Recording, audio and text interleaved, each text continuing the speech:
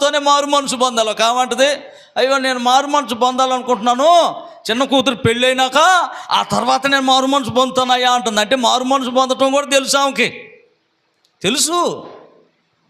ఇలాంటి వాళ్ళు చాలామంది ఉన్నారు, మూర్ఖులకి ఈ తరం వారికి వేరే రక్షణ పొందమని దేవుని వాక్యం చెబుతుంటే ఇంకా మూర్ఖంగా మాట్లాడితే గురించి. నీ కూతురు పెళ్లితో ఎందుకు, నీ మనవరాలు పెళ్లితో ఎందుకు, నీ మనవడితో ఎందుకు, అప్పుడు దాకా నువ్వు ఉంటావా? ఈ లోపలనే అయిపోయి పాట మీద పెట్టుకొని తీసుకొని వస్తున్నట్టే టపాకాయలు మోగుతామండి. దేవునికి స్తోత్రం కలుగునుగా. మోగుతానేమండి, వస్తున్నామో తీసుకొని వస్తున్నారు. ఏందమ్మా అంటే, ఏం చేస్తావయ్యా, ఇదేమో మనవరాలు పెళ్లి చూసి ఆ తర్వాత మారు మనసు పొందుతాను, మారు మనసు లేకుండా వచ్చిందయ్యా, మరి పరలోకానికి వచ్చిందా నరకానికి పోతుందయ్యా అంటే, నేనన్నా కదా ఏమోనమ్మా అదిగో నీకే తెలుసులే అని అన్నా. దేవునికి స్తోత్రం కలుగు. అదిగో నీకే తెలుసులేమో, మళ్ళీ నా నోట అనిపించి పాస్టర్ గారు మంచి చూడగా నరకానికి పోయిద్ది అనడు అంటానికా? అమ్మా మీరు